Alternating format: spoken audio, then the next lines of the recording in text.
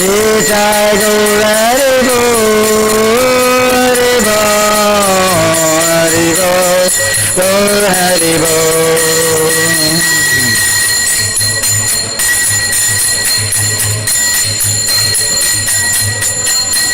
Jai Jai Prabhupada, Prabhupada, Prabhupada, Jai Prabhupada.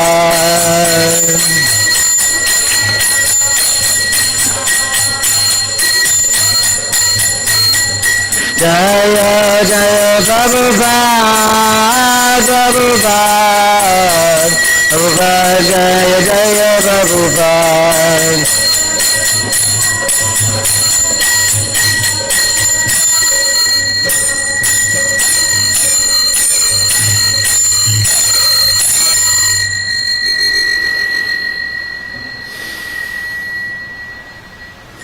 Shri Shivara Nilamadava ki, Shri Shivara Giridhari ji ki, Shri Shri Giriraj Govardhana ki, Shri Shri Gaura Nitaya ki, Shri Shri Nitai Chaitanya Chandra ki, Shri Shri Nitai Gaura Chandra ki, Srila Prabhupada ki, Iskcon Guruvrinda ki, Srimad Bhagavatam ki, Namacharya Shri Haridasa Thakur ki, Founder Charge of Iskcon, Srila Prabhupada ki, and Iskcon Guruvrinda ki. All glories to the assembled devotees. All glories to the assembled devotees. All glories to the assembled devotees. Jai, Haribol.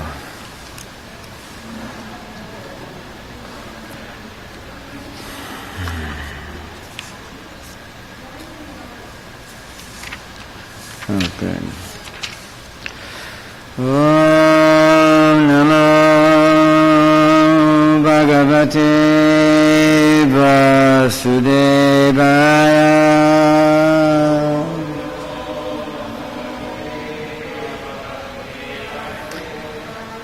Om Namo Bhagavate Vasudevaya.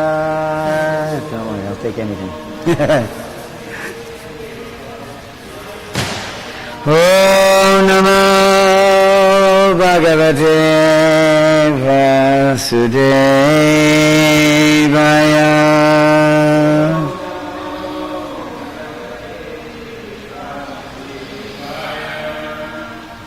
Welcome everyone to the Srimad Bhagavatam class. Today we are reading from the 11th canto, chapter number 2, text number 36.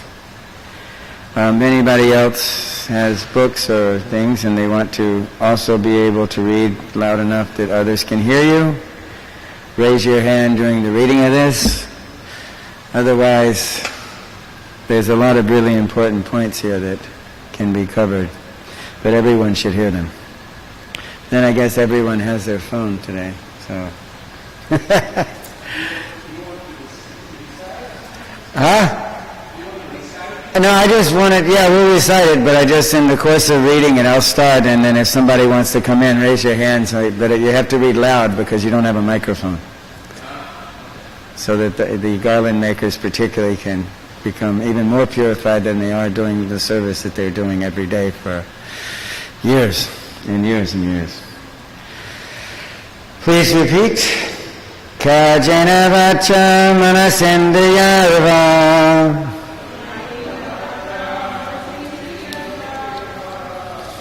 Vijatmana vishrita sabhavatvat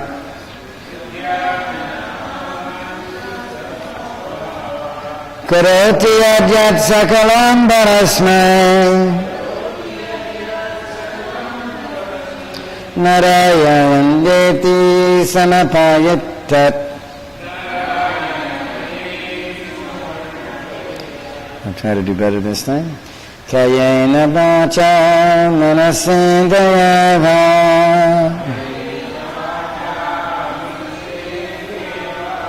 Vayatmana vanustrita sabhavat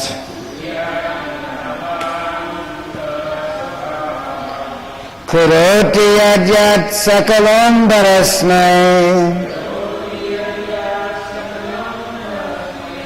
Narayanam jeti samapayitat. Please chant. Ladies first.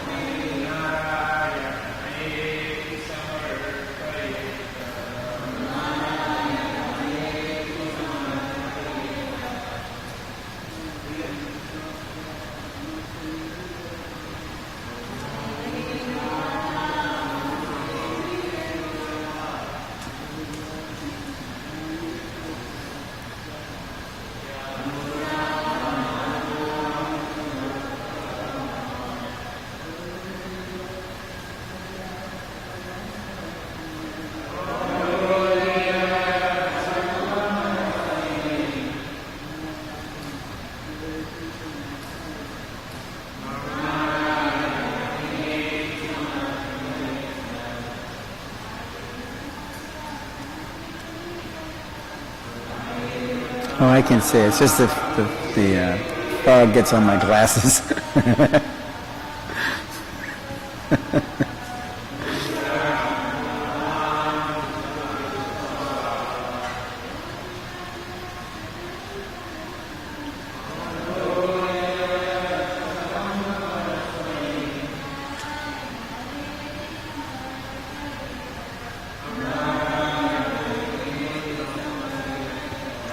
Last one. Let's hear from the youth.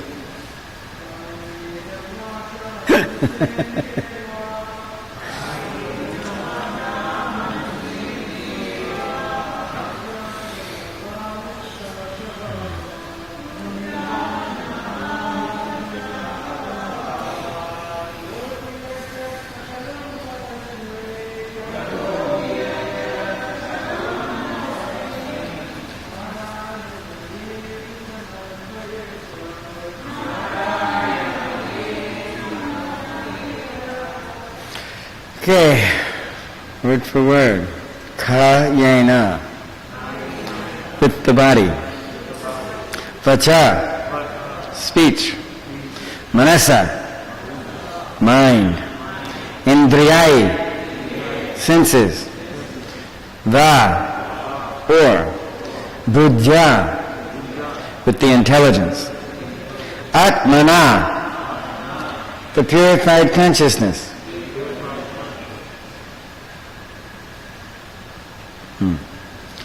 Fa, or. Anusatya, followed. Swabhava, according to one's conditional nature. Koroti, one does. Yat, whatever. Sakalam, that's one. Sakalam, all. Sakalam, all.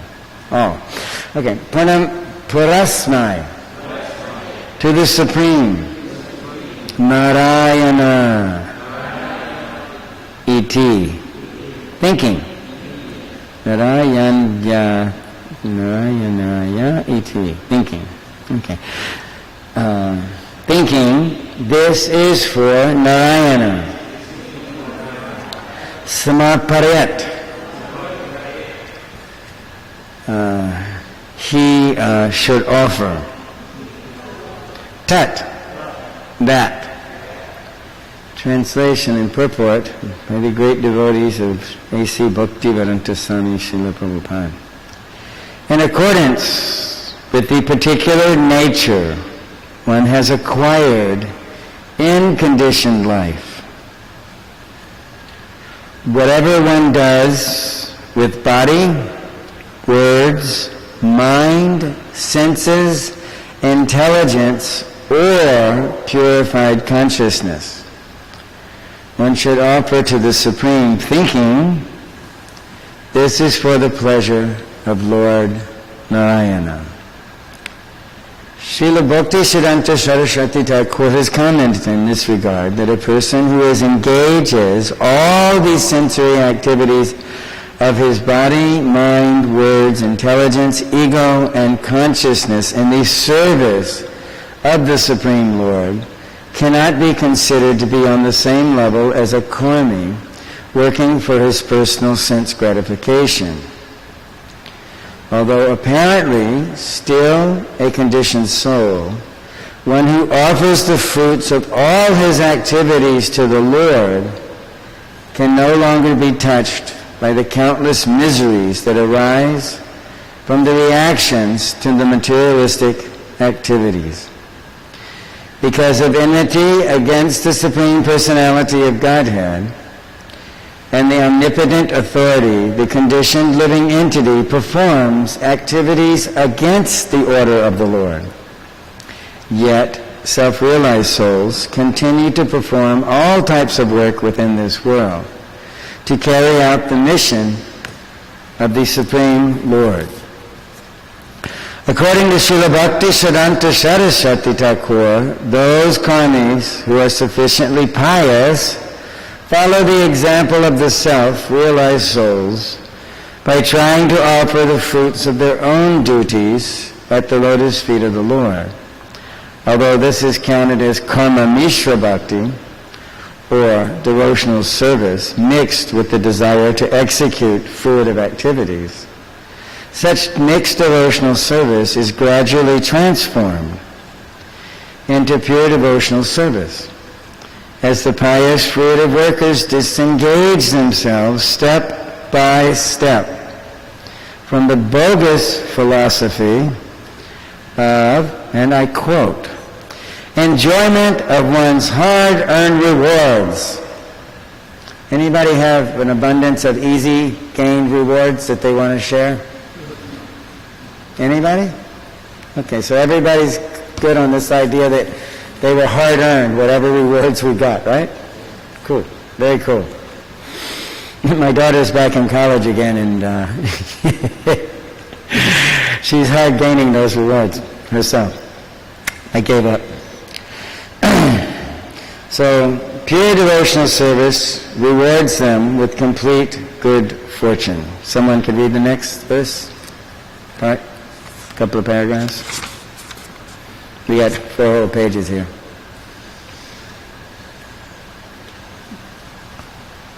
I just sit here and talk. I don't have microphones.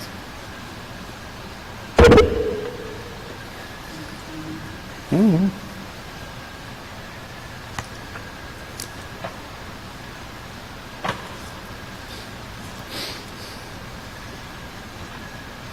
Excellent. Srila Sridhara Swami has commented, Atmana chittena hankarena va anushrutoya swabhavas tasmat.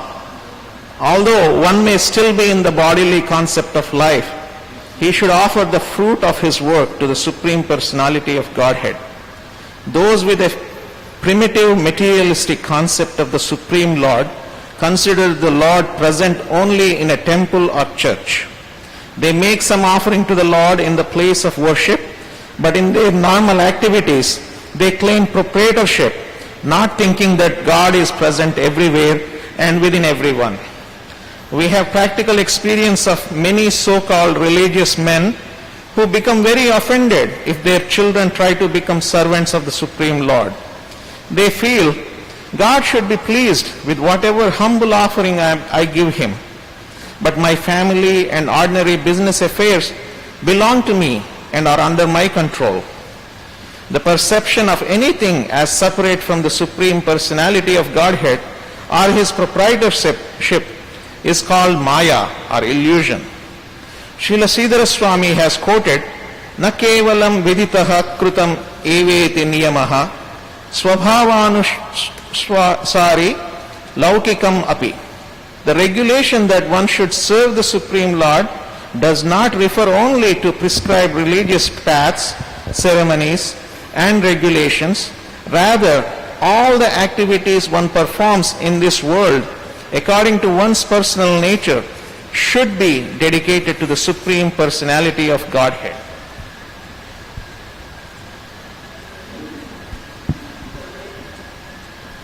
The words karoti yad yat sakalam parasmai narayana yeti samarpayetat in this verse are very significant.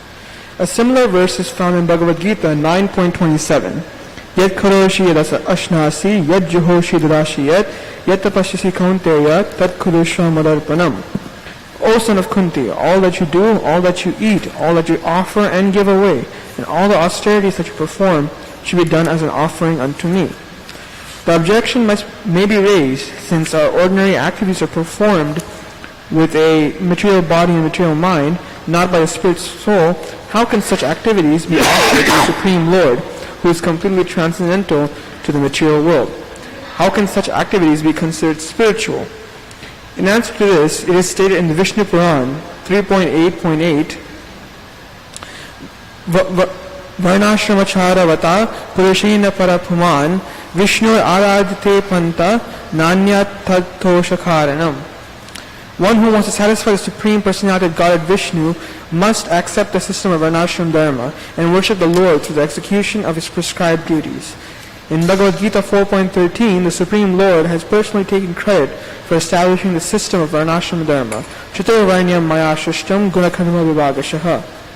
Therefore, if one offers his work to Supreme Lord, such work is counted as devotional service. According to one's svabhava, or nature, one may work as an intellectual or priest, as an administrator or military man, as an agriculturist or mercantile man, or as a laborer or craftsman. And while working, everyone should meditate on the Supreme Lord, Supreme Personality of Godhead, thinking, Yat sakalam parasmai narayanaya. I am working for the Supreme Lord. Whatever result comes from my work, I shall accept the bare minimum for my personal maintenance, and the rest I shall offer for the glorification of Lord Narayana.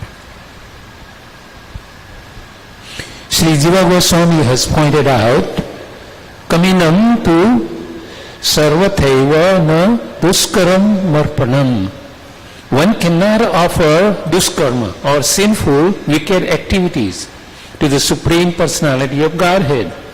The four pillars of sinful life are illicit sex, meat eating, gambling, and intoxication. Such activities are never acceptable as offerings to the Supreme Personality of Godhead. The example may be given that although in a free society, each person is allowed to choose his own occupation, even a democratic government will not allow a citizen to choose the occupation of thief or murderer. In the same way, according to the laws of God, one is invited to work according to his own nature in the Varnashram system, but one is forbidden to adopt a criminal life of sinful activities violating the laws of the God.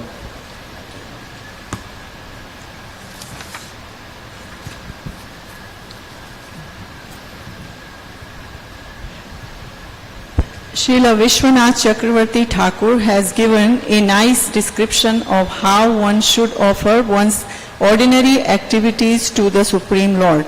He says that an ordinary sense gratifier begins his activities in the morning by passing stool and urine, cleaning his mouth, brushing his teeth, bathing, meeting his friends and family members, and discussing with them the day's business.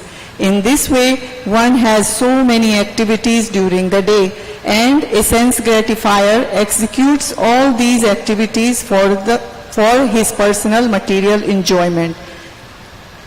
A karmi, on the other hand, working under the jurisdiction of the Karma Kanda section of the Vedas, will perform the same activities for the pleasure of the demigods and his forefathers. Thus, according to Srila Vishwanath Chakravarti Thakur, a devotee of the Supreme Lord Narayan should similarly perform all his daily activities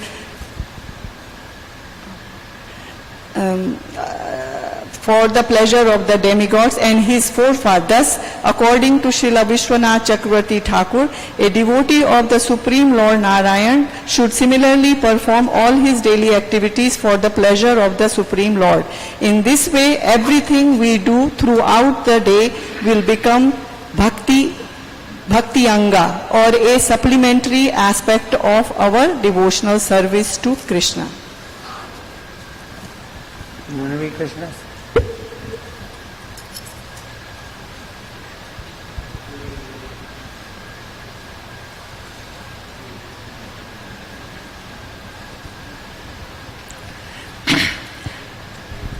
It should be understood that as long as one identifies oneself in terms of the Varnashram Dharma system rather than as a part and parcel of Krishna, one is still on the platform of ahankara or false ego. Because the Varnashram system is designed according to the modes of nature acquired by the living entity through his material body, but the Acharya have emphasized in their commentary on this verse that such a false ego by which one identifies oneself as a Brahmana, Kshatriya, Vaishya, Sudra, Sannyasi, Grahastha and so on should also be offered to Supreme Personality of Godhead.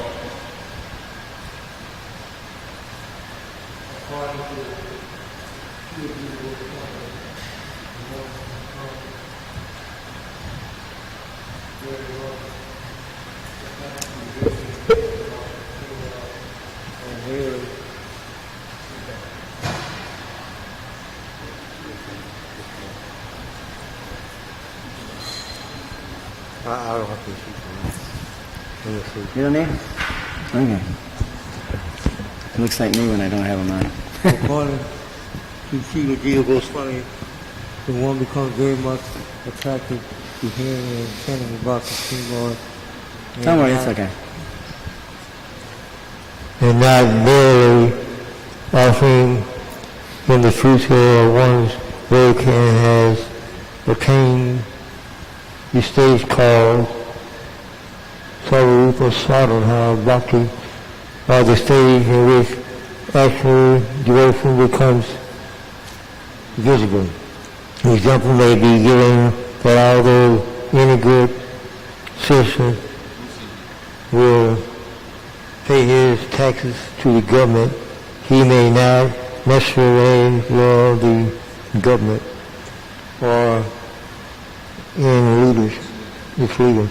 Similarly, a pious living entity and understanding that he is working under the laws of God and therefore in accordance with Vedic injunctions or the injunction of other scriptures, he offers a portion of his assets to the Supreme Lord in religious ceremonies. But when such a pious person actually becomes attracted to the chanting and the hearing about the personal qualities of the Lord, and when love thus becomes visible, he is considered to be reaching the mature stage of life. In this regard, Srila Jiva Goswami has quoted several verses that very nearly show the development of love of Godhead. Anina divasarnam dukkha darshan gunamayam gunam kuru maya karanam bhavatam May the merciful Lord show mercy on me by demonstrating the miseries created by sinful desire. Ya Pakiham Avikananam Vasaya Sal Anapayajini Divan Anus Narataham Varami Krihaja Napana Sarpatas. Unintelligent persons have unfortunate affection for the objects of sense gratification. Similarly, may I always remember you, so that same attachment applies to you. Never leaves my heart. Vishnu Purana 120:19. Jomya Kamatinam Yatahayani Jnanam Vayatam Yadhar Mano Bar Vihimamatab Indran Manamai Kamataratam Jayayim. As the mind of young girls take pleasure in thinking of a young boy, and those of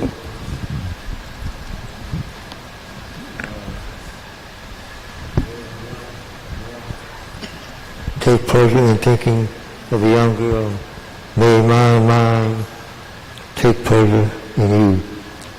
Mama Sudamani Jashamanani Vajan Jagan Sumayanta Saratan Buhuta Bhuveno Bhagavad Visayani Avavahuvatat. Whatever attraction I have for you, pious or sinful activities, let that attraction be wholeheartedly inverted in you. All right. Thank you so much. For those of you who don't know who Krishnadas is, I first met him in 1979, I think somewhere around March, right? In the springtime? No, it was summer. It was hot, really hot that day. And he was driving by me in front of a grocery store, and he looked real interested seeing me out there, that, I was distributing books, and I walk over to his car, and the first thing I noticed, in his back seat he had a Vaishnava songbook. Now, that doesn't sound very impressive because we've got stacks of them. In those days, it was a big deal to have your own Bhagavad Gita that you could carry around with you, and your own songbook. That was a rarity.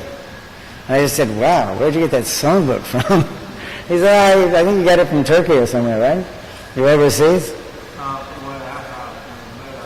Huh? I met a guy from Florida named Embassy. You met a guy in Florida, okay. And he'd been singing these Vaishnava songs on his own for years. He actually spends, 10 hours a day chanting mantras?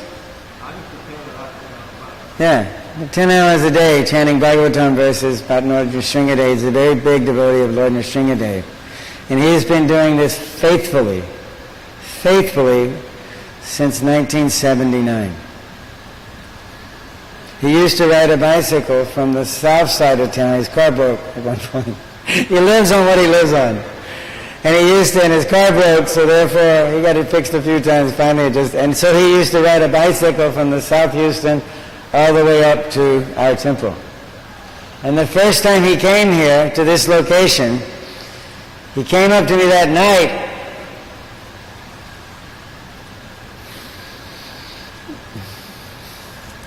and he told me, I can't find the sink. How am I going to wash the dishes?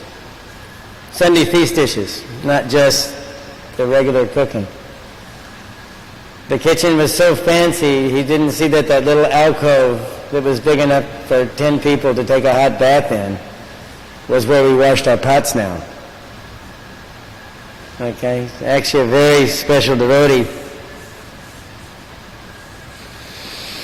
And actually to hear him chant these mantras has potency. Because one of the things that's rather unique that he's here today is that he's embodied a lot of these points that are brought up in this verse and the purport today.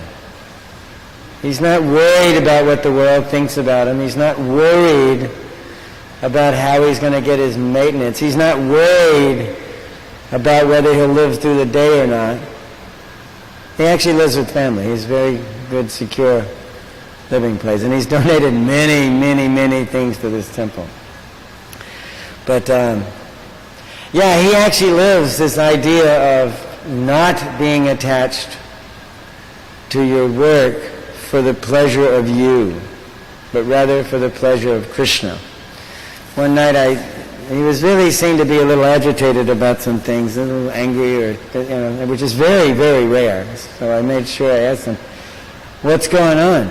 Is anything happening? He said, well, this and that and all, but man, it's just Krishna.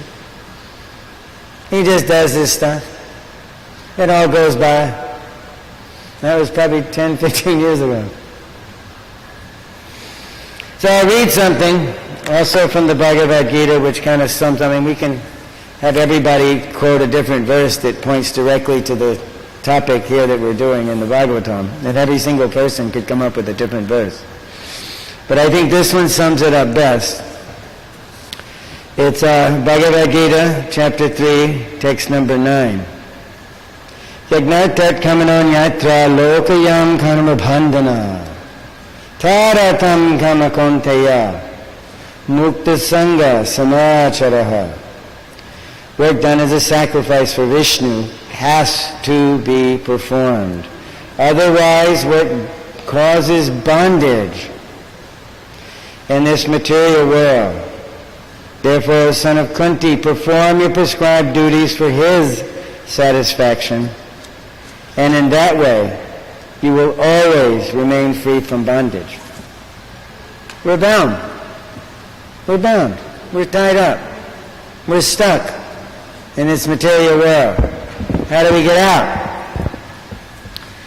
It's described that the spiritual master carries a sword of the Shastra. And with that sword of Shastra, he can individually help you by cutting the knots of that bondage. It's not surprising that the Bhagavatam uses such normal, understood examples of how one should live and how one should particularly live this human life. Mataji gave a class last Saturday. 8,400,000 species of bodies we can have. And how do we get that body? Karma. Because karma gives one their next body. Actually, it's the KKK. It's karma, kamya, and kripa are the three things that give you your next body. Karma is your activities, kama is your desires, and kripa is the mercy of the devotees, the guru, and Krishna. Specifically Krishna, because he knows where you belong and what you need to get out of this material world. And he gives you that. He gives it to you. It is his decision that you're in the body that you're in, because the activities and desires will simply give us a set of senses which are grouped around a specific mind which will work with those senses. The dogs are dogs, cats are cats, worms are worms, snakes are snakes, pujaris are pujaris. We're all what we are because of our desires and our activities, and more specifically Krishna's mercy, because we're all devotees. Jai Shri Krishna Bhagavan. How did we grow up in foreign countries and all wind up a devotee of Krishna. We can thank our parents. Prabhupada does. Canto 2, chapter 2, verse 10. Prabhupada says, my father taught me everything I've learned about serving Krishna. Can everybody say that? I can certainly say that if it wasn't for my parents, I wouldn't be the person I am. The good parts. The bad parts I did myself. I'm not going to blame them for it.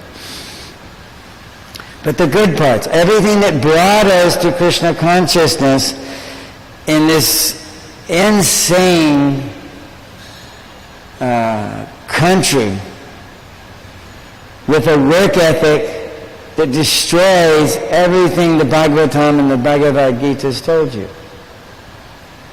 You grow up in America knowing you're going to make your way in this world.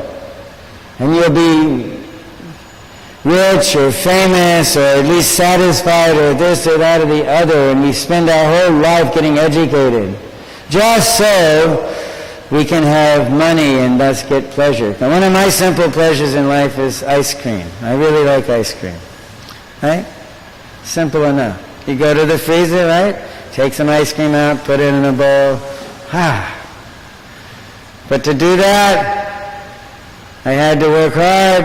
I had to make money. I had to buy a property. I had to fix my house. I have to put the kitchen. I have to buy a refrigerator, put the refrigerator into the kitchen, so that at night I can walk over to it and get a little scoop of ice cream and think, wow, this is so great. Krishna must have this in the spiritual world.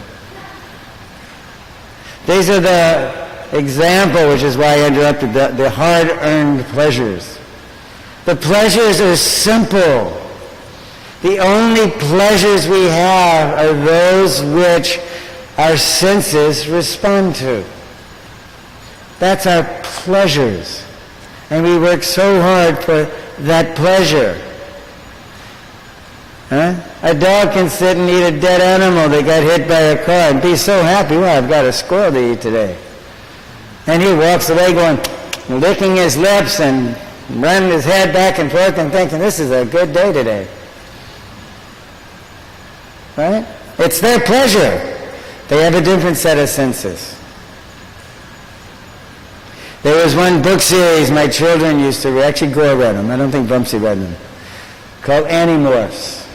When he was a child, it was a group of youngsters who were lucky enough to meet an alien who gave them the power of assimilating the bodies of animals in order to fight the bad aliens who were trying to take over by doing pretty much the same thing, inhabiting different bodies. And it was quite interesting from a Krishna conscious perspective, because they thought like humans, but in these animal bodies they acted like animals. And it was just real interesting how nicely developed the descriptions of the animals were, and how the animal's senses and particular qualities of that animal. And they could be anything they touched they could assimilate, the DNA of that animal.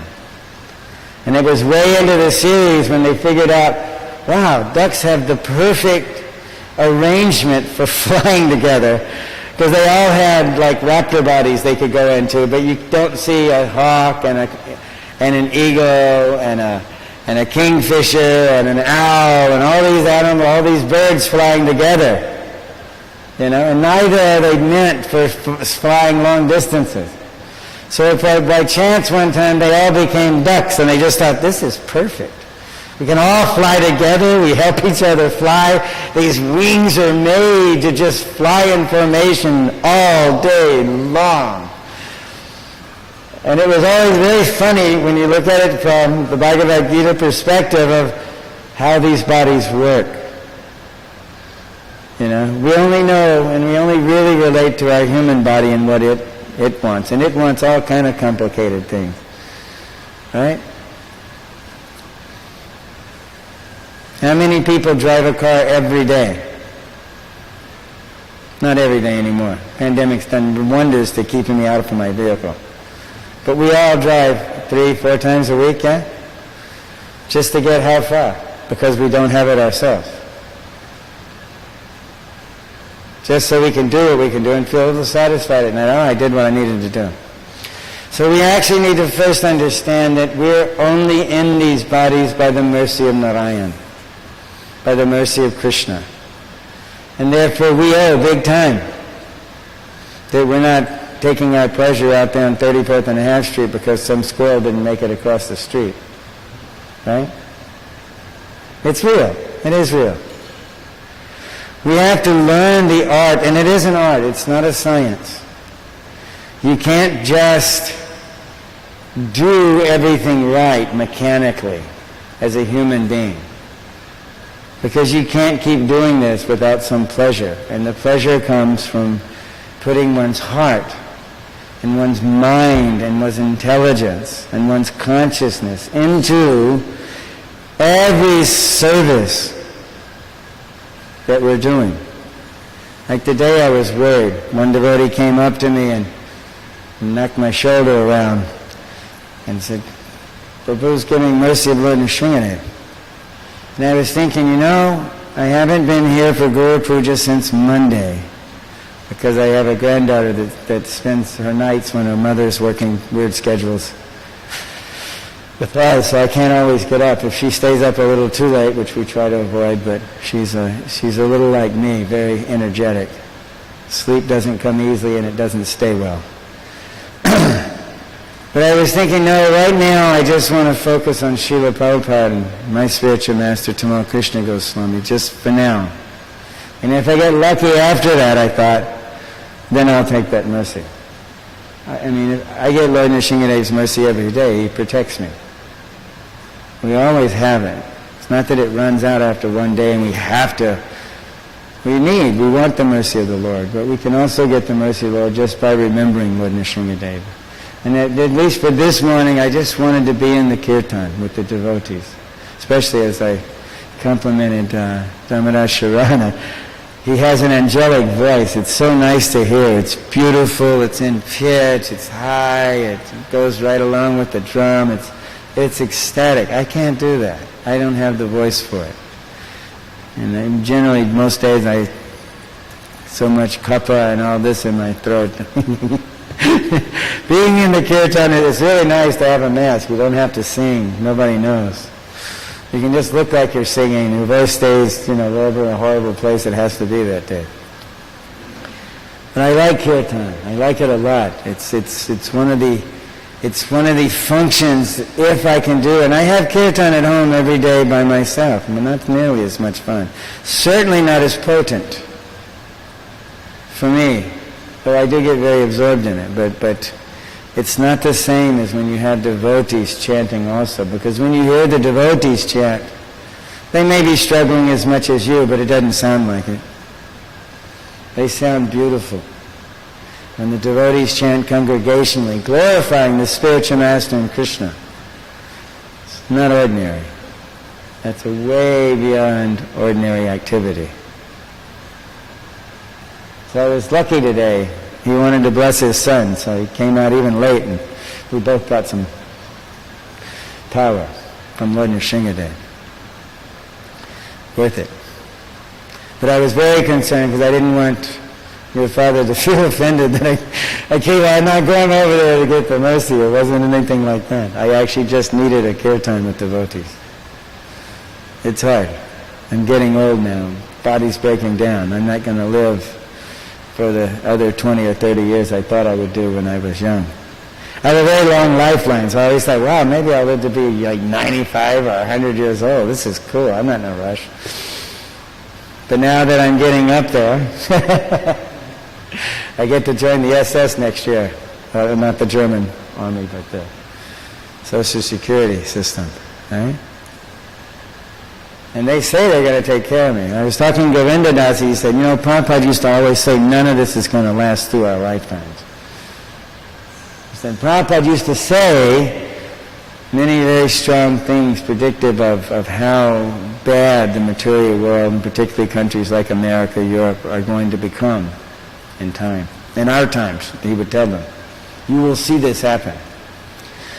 But after he lost Purushottama, when Prabhupada said they did not go to the moon, Purushottama just couldn't believe it, Anybody that grew up that was alive in the 60s, here in America, the whole space administration, that whole department of the government was everything. Even now, you talk to a young scientist. I talked to a geologist, lives a few neighborhoods away from us, and I said, yeah, my cousin was an astronaut. He went, no, really? And he said, man, the astronauts are the rock stars of science. They're not, and actually they're really ordinary people. They learn a lot of things, but all they do is fly planes to someplace that's further away. But it's that kind of thing. And we grew up in this, and he was much younger than that. He didn't grow up in that. But we grew up, the space thing was everything. The whole computer industry started back in the 40s. But the utilization of computers in mass started during the 60s, and it was all developed through NASA. They were, IBM machines. Yeah, actually somewhere I've got the numbers of those machines. They were very huge. But they developed into something that would fit in a space capsule. Very small. And that computer in that time, in 1969, could do 8 functions at the same time. That was big headlines. Would anybody buy anything that would do 8 functions at the same time? Right? That's why I thought it was really cool when SpaceX, I think it was, built their rockets, and they had all these monitors. So they didn't have anything like that. They had blinking lights and gauges, little dials and stuff. But this is difficult for the devotees even to have their faith in material life and the material conditions that surround them crushed. And when Purushottama left, Prabhupada pretty much stopped making statements like that. No, he didn't do it often. And because it was those days, the devotees took Prabhupada's word as the word of God. That's not as prevalent, that type of mood in Iskcon some days, some devotees. Because Prabhupada was Prabhupada. He's very unique. And that he was no ordinary soul. He came here not because of karma, but because Krishna asked him to please go and produce these Bhagavatam, Chaitanya Charitamrita, to deliver the fallen souls after you leave. No one has written what Prabhupada has written before. It's astounding just how well his disciples carried on the Bhagavatam, and that in and of itself is a very important point. Prabhupada gave us the entire Chaitanya Charitamrita within a couple of years. He stopped the Bhagavatam translation just so we would have this, because it explains in detail how one lives the Bhagavatam. Just here it told us, right? If you have a human life, this is what you have to do with it. You have to become a practitioner of pure, not just devotional, but pure devotional service, unmotivated by anything material. And what was yesterday's verse? Unfortunately, forgive me, I missed class yesterday. Hare Krishna, I wanted to hear it because it's kind of a funny verse. But it says, once you've attained, well, let me read it just because. There's a lot of humor in this Bhagavatam.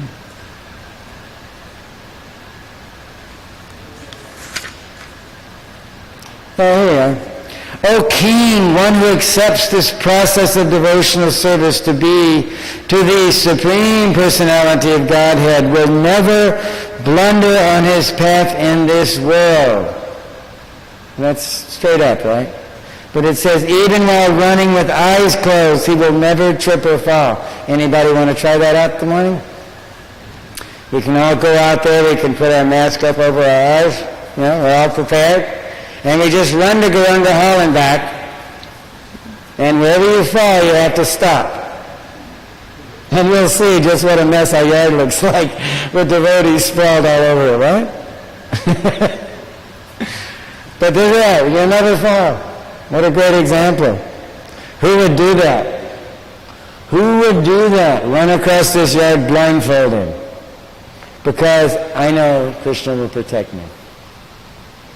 I mean, we all had our Nishinga bump today, right? We could do that. Yeah? I almost tripped yesterday, and I woke up for 3 hours last night with excruciating pain in my back. I didn't trip, I just almost tripped. Yeah, I'm not going to do it. Do I have faith that Krishna will do everything? Yes. He does already. Would I close my eyes and run across the yard? No. I can hardly walk across the yard. I definitely can't run.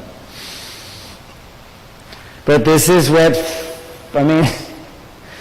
it might be educated, but this is blind faith, that I can shut my eyes and continue my life and Krishna will protect me.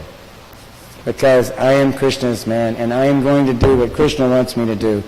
No matter how much it looks like I'm doing it. No matter how much I'm enjoying the fruits of my labor.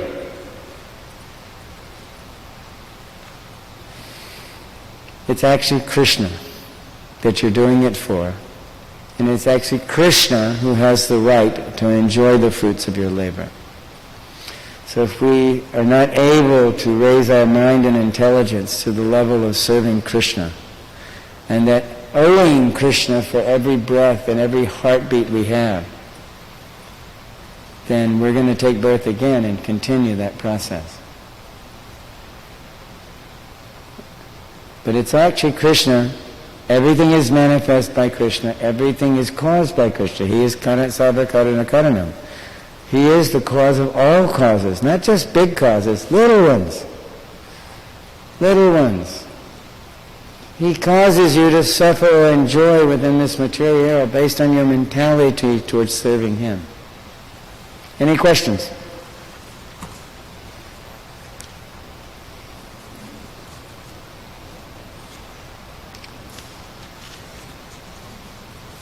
Five seconds. 7. He needs a microphone?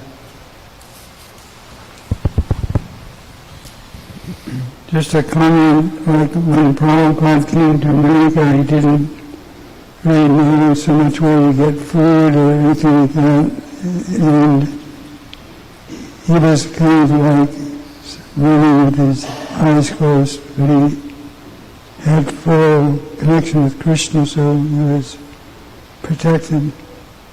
Sure. He also said the right thing. But he also inquired from the devotees their life, what they knew what to do, what they did, and etc.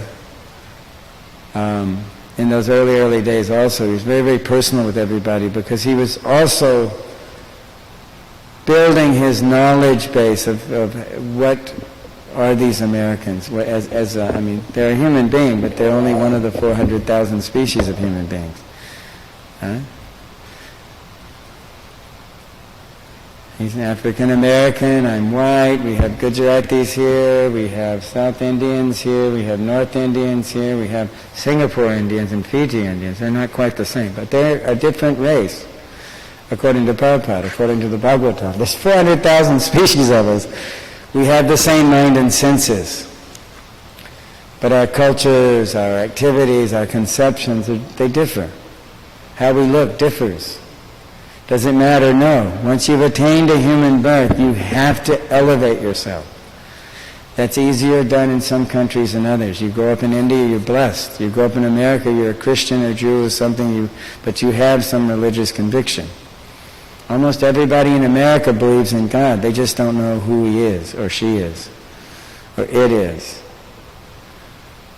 So it's a little more on the blind faith level, but there's faith. But Prabhupada, right here in the Bhagavatam, it says you walk with your eyes closed, convinced that Krishna will protect you. Anybody do that? You ever drive with your eyes closed?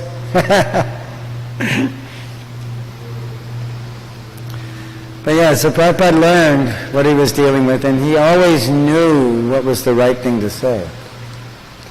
But you can't just know how every single person is going to react to it. We're all different. Right? I mean, I come from German stock, my wife comes from Indian stock, but we both of us grew up in different countries from what our genetic heritage comes from. It's different. And who knows where we took birth in our previous lives.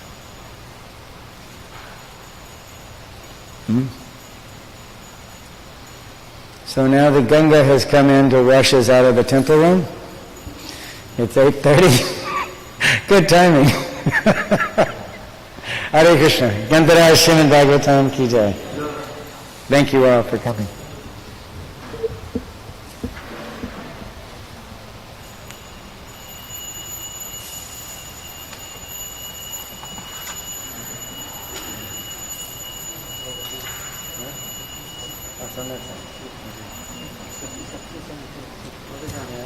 Bright lights. Maybe 2 weeks.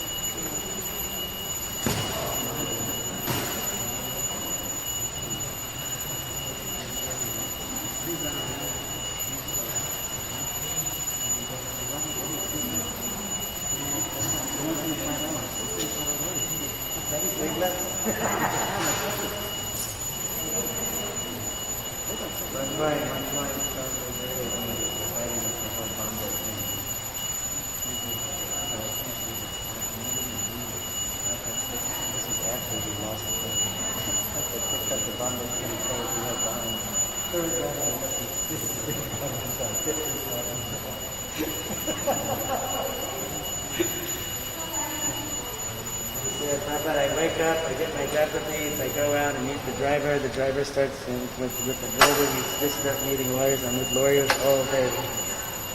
That's all I do. But his crowning glory of that whole episode is that we stayed to fix it. The other devotee that was involved in the decision not to keep struggling with it, he left.